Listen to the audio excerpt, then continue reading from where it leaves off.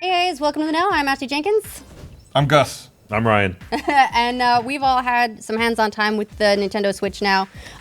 So we thought that we'd have a little bit of a discussion about it. We don't have a podcast right now, but we still wanted to chat about our experience with it and what we think of the console, just in case those sorts of things interest you. I've probably had the most hands-on time with it.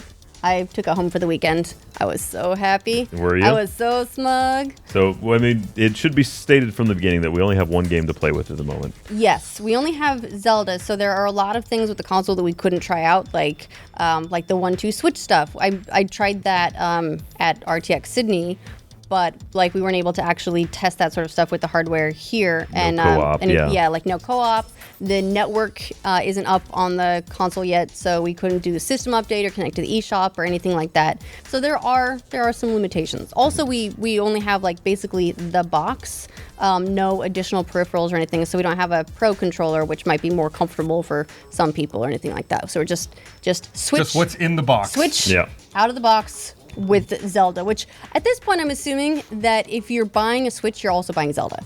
Probably. That seems to be the common thread is, well, it's the Zelda playing machine. Yeah. It's mainly what I've seen online when people are talking about, will you buy a Switch? It's like, well, that's where Zelda is. It also seems to be the baseline against which a lot of other things will be measured. So we did some battery tests here as well, like charging it up and running it down and charging it up and running it down. And, with like, here's the brightness on this and here's the brightness on this. And it was always Zelda, and at least we had a control. Which is, way. I mean, it's going to be one of the more robust titles for this. Well, I hope it does. If we want to jump right into this, the performance on Zelda, again, traditionally, whenever someone asks me to talk about Nintendo, granted, I may have gotten That's why we have you here, a Ryan. negative stereotype surrounding me and my opinions on Nintendo, but I honestly went into this because I wanted to be as even-handed as possible. I'm not trying to bash Nintendo or compliment them. I just want to say what my impressions were. Sure. And my impressions with playing Zelda was it's a little underpowered, I think, to deliver on that game like they want it to be seen. Zelda itself is very pretty, but there's a lot of aliasing that goes on when you dock it. When you're playing it in 1080 mode, there's a lot of frame drops and there's a lot of aliasing. Aliasing, for anybody that's not familiar, we're talking about all those little jaggies that you see, especially on things in the distance. And on lighting effects. I guess I should jump in by saying, Yeah. I spent the majority of I probably only played for about 3 hours. I spent the majority of my time playing in handheld mode. Okay. So I didn't, experience the I issue tried in all dock. of them. Now, I will say, when you switched it to handheld mode, it's markedly better. It's a much more enjoyable experience, at least visually, in handheld mode, but it's running at a lower resolution on a smaller screen. Right, it's running at 720p on the handheld screen as opposed to 900p on the TV screen. So just to be clear, it's not hitting 1080p. Definitely its wheelhouse there. On the handheld screen looked far better. Now, granted, at a smaller screen, and when I was playing it in docked mode, I was still only playing it on a computer monitor of about a 24-inch monitor. If you were to throw that on a bigger screen, that's only going to exacerbate the issues with I was playing it on like a 60-inch TV. So, What'd and you I could think? definitely see the jaggies, I could see the slowdown. I didn't get a ton of slowdown, like there was some, and every now and again I'd go, ooh, but Yeah. it wasn't the consistent experience for me. That said, I agree that it looks better in handheld mode. Zelda does, at least. And just it's a smaller screen, so a lot of those issues are less obvious. But also, there are other things that I really enjoyed about playing something like Zelda in handheld, where there are extra features that work really well. You can do them not in handheld mode as well, because there are elements of aiming in that game where it uses the motion controls. So I would use the joysticks to get close and then use the motion controls to just tweak it so I could get a nice headshot. That took me a And those little were pretty getting cool. used to, because I was trying to use the sticks to aim, and inadvertently I'd be moving the system, and then it would adjust how I was aiming in the game, and I had to really train myself, don't move the Right. console, and I approach it like you did. Use the sticks, get close, and then fine-tune and headshot by moving the actual system. Which, that's a feature you can turn on and off, at least in that game. But yeah, I mean, I will say the motion control felt really good. It has no external motion detection so it's not like it's gyroscopic. looking at it in space. It's all gyroscopic. So in the future, I'm not sure what they'll do to take the place of translational tracking, or if they just have completely abandoned that. But yeah, the motion control felt good. I will say, so I played, like I said, I played most of my time in handheld mode, and I think the biggest complaint I had is I think my hands are too big for this. Like I agree. I felt like this console's very thin, and I felt like I wish it was just a little bit thicker for my hand to have something to grab onto. Also, I felt like I had to adjust my hands constantly when switching from pad to button, and I have to like look and pause and move my hand a little bit to get between the different button placement. I had a better time playing with the Joy-Con controller as opposed to putting the controllers on here, just because you can see it's a bit thicker. And to its credit, honestly, it's really easy to switch between modes. Sorta, yeah. I will say that on yanking the power or the controllers out of this, the button for releasing, I think it's the blue one. Yep. The left controller is very close if you're trying to finagle your hand around it to the power button on the console. It's very easy to hit the power button by accident while trying to extricate that one. Up top, right, because the power button is on the top, but they are located adjacent. Yeah. I have sort of a similar issue with you, is my hands are just a bit big, I think, for this console. Yeah, hold on. So yeah. Okay. I think Gus and I are probably roughly the same. I'm a child. So I have small hands, even for an adult, and for me it was perfectly comfortable. I had no issues whatsoever with it in handheld mode or with those controllers like that. Now you said you actually got used to playing. You didn't even put the Joy-Cons into this. You just added those, right? I tried it every way imaginable. Well, so let me just run down them real quick. Okay, so on top, or when connecting to the actual screen, I was like, I'll get the full experience. So I just kicked back in our beanbag chair and played it kind of like this, or kind of this range of motion. I will say that after a while, the weight of it kind of started, and how you have to hold it in your hand to keep it in a playable zone, started to kind of dig into the inside of my hands. Just that's kind of to be expected. It's a little heavy, and you have to support that weight somewhere, and that's where you're going to be supporting the weight, is right in the middle of your hand. So if you have a pressure point there, you're not going to love it. When in the Joy-Con controller, for me, it's just a little cramp-inducing because of my hand size. So it felt a little kind of... Yeah, is this narrower than most controllers once it's assembled? It's roughly the same size, honestly. Only it's just that it's a little small. I mean, I think that's significant. It's smaller. It's smaller. Yeah. It's a little different smaller form factor because it's taller. Yeah, and it's a little taller, and it doesn't extend out this way as much. It's definitely smaller than the PlayStation. If you look at just the width of it, my hands are kind of blocking it. It's hard to hold it in such a way that you can see it, but there you go. So it's just, honestly, these extensions that both the Xbox and the PlayStation have that come down and nestle a little bit past. Maybe they're a little bit more ergonomic because they're made for a slant. Well, it's almost the same issue. So if you're holding this in your hand, that little tail gets down to the bottom of your hand, whereas this one ends up nestled in that little crook again. It's like they're targeting the middle of your... Well, at least for people with hands my size. They're really hitting the middle of my hand on every position I can hold these. Because when I hold it, look where it hits. Yeah, that's more like where it would hit for any other controller with me. Now, I will say that one thing I was surprised about was when you put these on, I didn't think... Thank you for not pulling a Bernie on this one. He put them in backwards? He did. He did. Right out of the box, the first thing he did was break one of the Joy-Cons. We fixed it. We got it off eventually, but I was worried for a while. And I don't know if it was because it was broken at one point or not, but I had a devil of a time. I got these on very easily, but they've got this little lock mechanism here at the bottom. I had a devil of a time getting them back off. A devil, you say? A devil.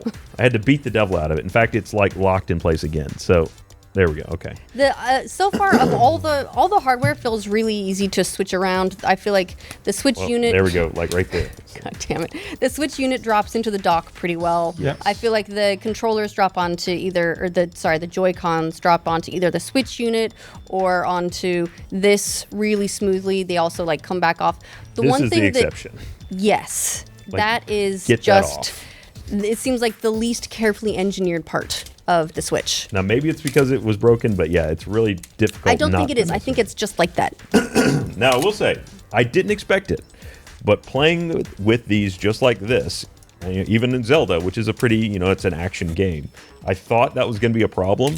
It was maybe the most comfortable way to play with it. I played with this briefly. I did not add these when I played. I just played with these in my hand, and I felt like it was uncomfortable. Like too small, maybe? Like extra little half-inch really makes a big difference in it nestling in your hand. And yeah, I can see. Yeah, even then, it's still tucked in a corner, but you can kind of avoid it a little bit. You can work your hand around it a little bit, so it's not. So that's like the lazy Wiimote version of playing. Is. You know, when everyone would sit down and do the motion controls like this. That's like this version of that for the Switch. The only thing I'm not sure about is what happens when this goes into motion control mode. I didn't actually try that, so I don't know if it's like this one, both of them.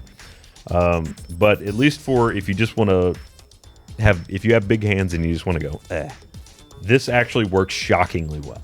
I will say I was not a fan of playing it that way, but I didn't have the little black extension on it, so maybe it would have been better with that. What's kind of cool though is the number of different ways you can configure stuff to play it. And that was one thing that I really enjoyed was I did at one point I was playing on the TV and we had to go somewhere, and so I just picked it up. Like I dropped the controller or the Joy-Cons in, picked it up, and walked out the door. And it was a really cool experience. It did all that pretty flawlessly. I did have one instance where I dropped it in the dock, and it popped up in 480, 640 by 480. Really? On the TV, yeah. That's weird. Now, it could be, granted, my situation is a little different from most average people using it because... I'm going to grab the dock. You're going to grab the dock. Because I was dropping it in a setup that's also going through an Elgato, so it could be there's some negotiation there. Like the handshake wasn't quite complete. And all I did was I picked it back up and put it back down, and then I got 1080. Okay. But yeah, my initial drop in, it did not go well. And honestly, speaking of the dock, and since Gus is bringing it here, the other part of the thing that I wish were a little bit better engineered or had a better experience is the dock itself. So the dock is essentially just like a glorified power and HDMI cable. Yeah. You just put your cables in there, run it through this little cable management, and then the dock slides in and out. You can see there's I don't know if you can see it, this USB port down there. Yeah, and the dock looks fine and everything, but it's kind of light. It's very light. I almost wish it were weighted more in the bottom so I didn't worry about it tipping over. Yeah. Because there's just not a lot of heft to it. It is not substantial at all. It is exactly what looks like a light piece of plastic. Right. Like where the Switch is actually like, this feels pretty good. This feels kind of like light and flimsy and I didn't notice this when I was messing around with this the other day. Like I said, mostly I played in handheld mode. But there's 2 USB ports on the side of the dock. And there's one in there too. Yeah, in the back here. Oh yeah, there's a USB port in there, USB 3. We don't know why yet. Future expansion, maybe future expansion. Maybe eventually they'll add media playback, like thumb drives or external hard drive support or something. Because one of the other issues is that it does only have 32 gigabytes of onboard memory, and if you are a digital gamer, I'm digital. I download most stuff these days. You need a micro SD card, which is an additional investment. It's right there.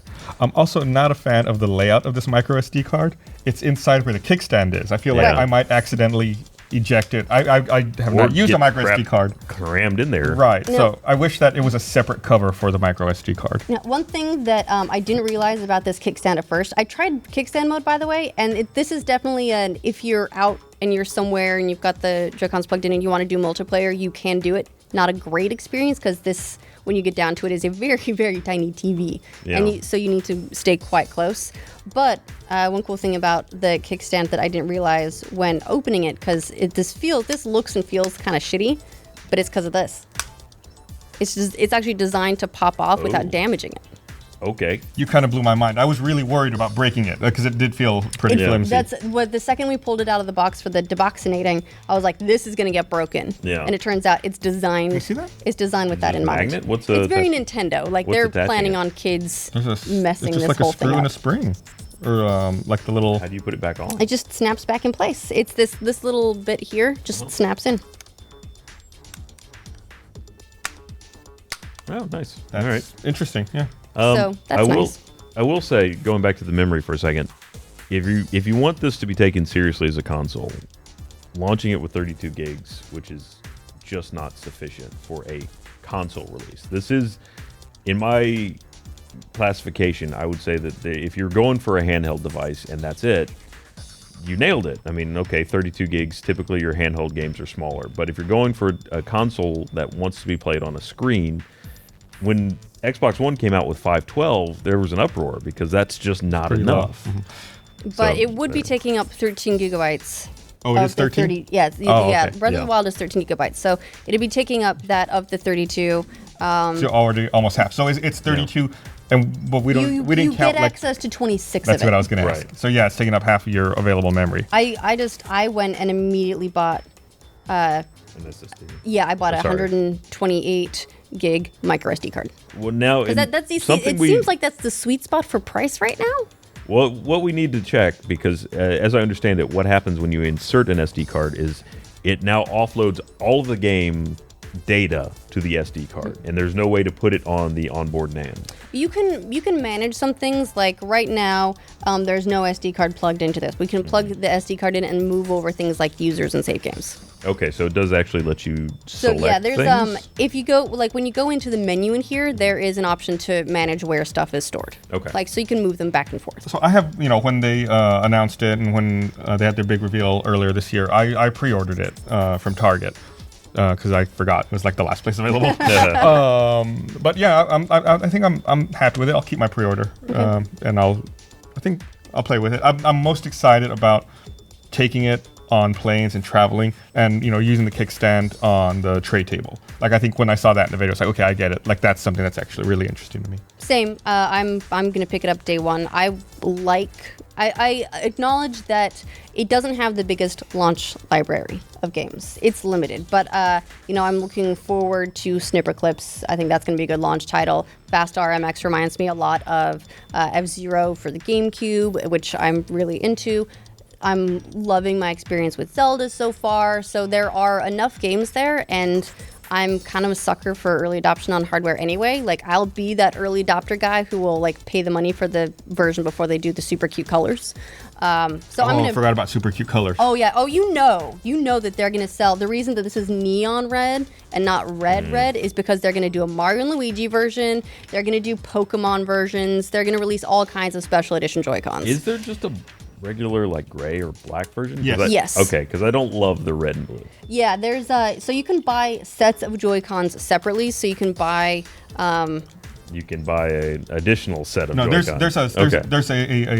there's two different hardware bundles. One comes with the neon controllers. The other one comes with gray. Yeah. But then you can also buy other ones if you want. Gotcha. So there will be there's a big future in limited edition Joy-Cons, I think. Yeah.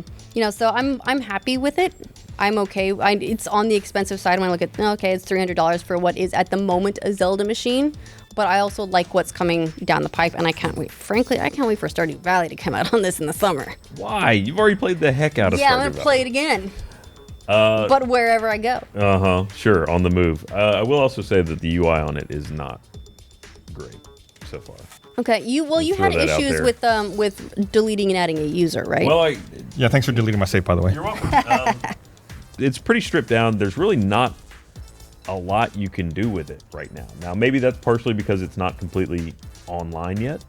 But yeah, even things like, okay, I want to add a new user. I went to the users. There were 8 users already.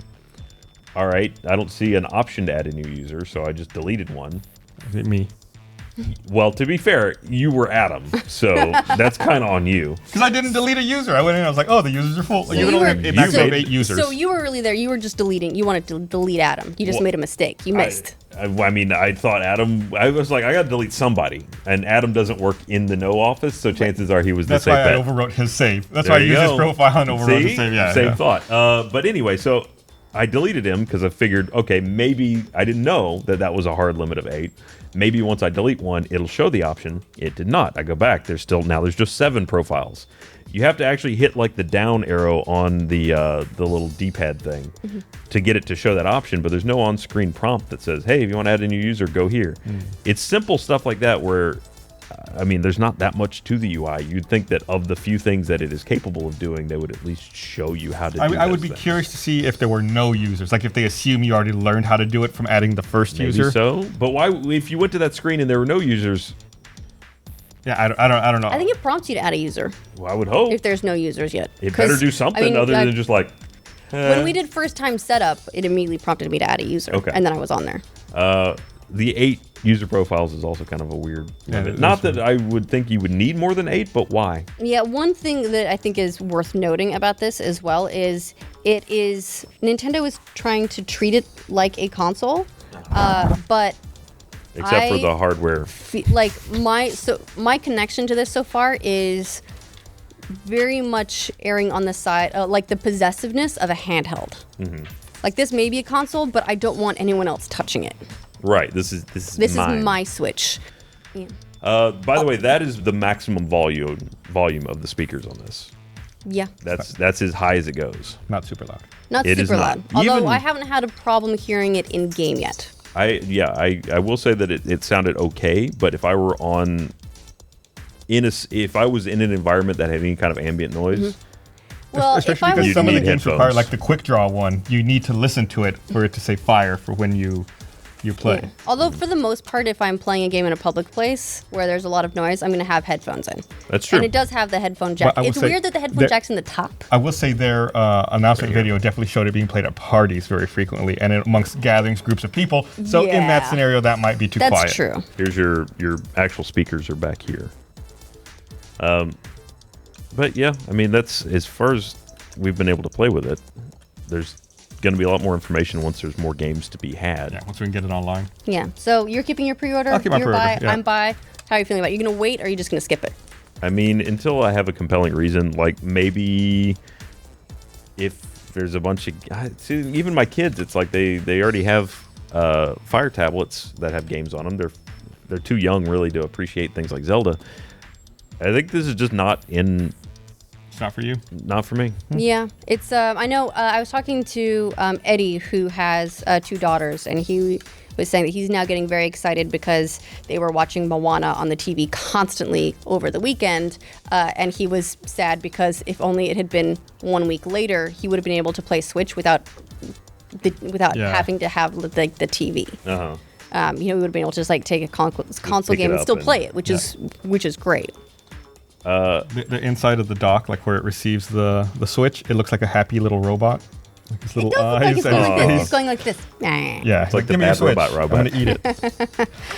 Okay, well, that's our impressions of the hardware based on all our different perspectives. Let us know if you're planning on picking up a Switch, waiting for either a price drop or a system-selling game for you if Zelda is not really your bag, or if you're just going to skip it entirely.